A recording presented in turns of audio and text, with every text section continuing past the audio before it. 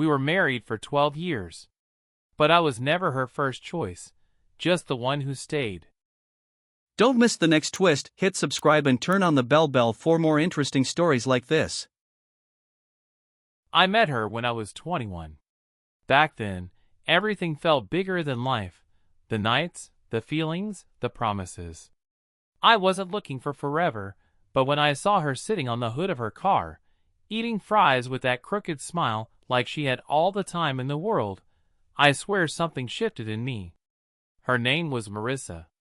She had this way of making you feel like you were the most interesting thing in the room, even if all you were doing was rambling about some movie she hadn't seen.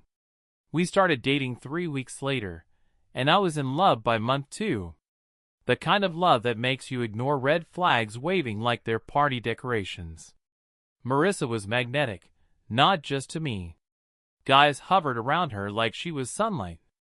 She said they were just friends, or just coworkers, or just people who don't matter. And I believed her. God, I wanted to believe her so badly. Our 20s were a blur of shared apartments, ramen dinners, road trips, late-night fights followed by early morning makeups. We built a life. Not perfect, but ours. When I landed a stable job in my field, I proposed. She said yes with tears in her eyes. We got married in a courthouse with just our parents, and I thought, this is it. This is the start of everything. Over the next decade, we did all the right things. Bought a small house, adopted a dog, talked about kids. We fought, like anyone does, but we always circled back. Or so I thought. The thing about trust is, once you built it that high, you never think to check if it's cracking underneath. You assume love means loyalty. You assume time means truth. She had a friend, Tyler. He was always around, even before we got married. They met in college, shared some classes. I didn't like how comfortable they were, how he'd touch her arm when he laughed, how her smile changed when she looked at him. But she swore up and down that they had never been a thing. He's like a brother to me, she said once, when I finally brought it up. I nodded, swallowed it, let it go. Years passed. Tyler moved to another city, got engaged. Marissa still kept in touch. I'd see his name pop up in texts now, and then, late at night. Once, when she thought I was asleep, I heard her giggle at her phone screen. I wanted to ask. I should have asked. But I didn't want to be the jealous husband. I didn't want to be that guy. 3 months ago, Tyler's engagement fell apart. Marissa found out through Facebook. She told me during breakfast, and something about the way she said it made my stomach turn. She looked too calm, too composed. That same week, she started going out more. Just drinks with coworkers, just clearing my head, just errands. I work from home, so I started noticing patterns. Same perfume, new outfits, always coming back a little too late. One night, I saw her standing outside our house, just sitting in her car, staring at her phone. I watched her from the upstairs window. She was smiling. That night, after she fell asleep, I went through her phone. I had never done that in 12 years. Never. And I hated myself for it. But I knew. I knew before I even saw the messages. They weren't even trying to hide it. Hundreds of texts. Reconnecting. Late night. Misuse. Plans to meet. Confessions that they'd always loved each other. That she had been waiting for a sign. That maybe now was their chance. She said things like, I tried to move on, but I never stopped loving you. And worse, he's been good to me. But it's not the same. It's never been. 12 years. Gone in a screen's glow.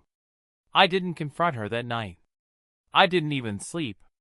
I just stared at the ceiling until the sun came up, and then made coffee like everything was normal. For a week I pretended.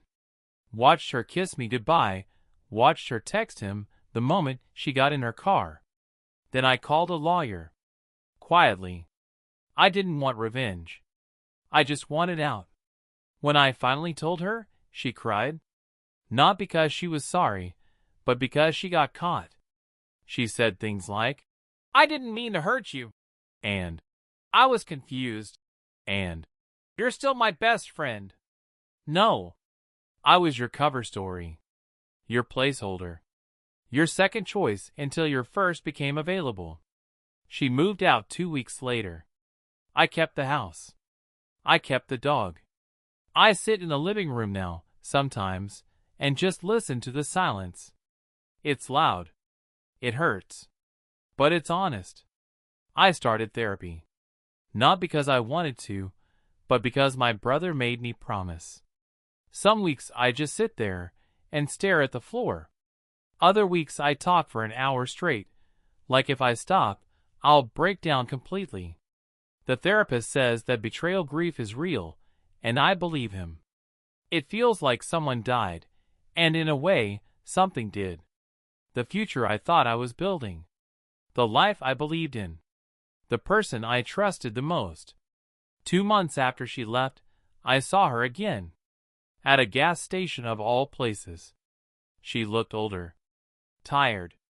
She smiled at me. I didn't smile back. She started to walk toward me, but I got in my car and drove off. I wasn't ready. Still not. I tried deleting the pictures, the old messages, but I couldn't. Not yet. It felt like deleting a version of myself.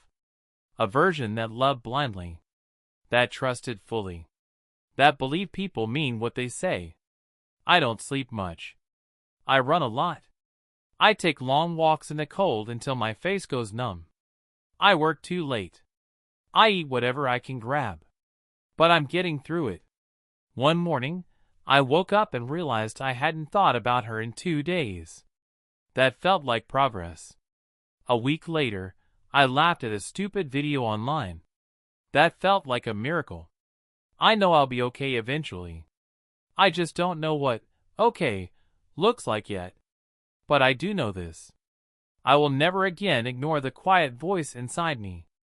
I will never again confuse consistency with love. And I will never again settle for being someone's second choice. A few weeks ago, Tyler messaged me. Yes, me. He wanted to talk. Said he felt like he owed me an apology. I didn't respond at first. But curiosity got the better of me. We met at a neutral place. A coffee shop downtown. He looked different. Guilty. Nervous. He told me it was all real. That he and Marissa had always had feelings, even when we got married. That they stopped talking for a while, tried to be respectful. But when his own engagement ended, it all came back. He swore he never meant for it to go that far, that he thought she would leave me before anything happened. I just nodded. Let him talk. I told him I appreciated the honesty, but it didn't really change anything. He still helped destroy a life I believed in. He still took something he had no right to take. He said he wasn't with her anymore. That she tried to make it work, but she was too broken by the fallout. I didn't respond to that. I don't care what happened to them after. They both made their choices. What mattered was that I was done carrying it. For the first time in over a decade, I feel like I'm starting to become someone again, someone not defined by her. Not by the betrayal, not by the pain, but by survival. And maybe, eventually, something even stronger than that.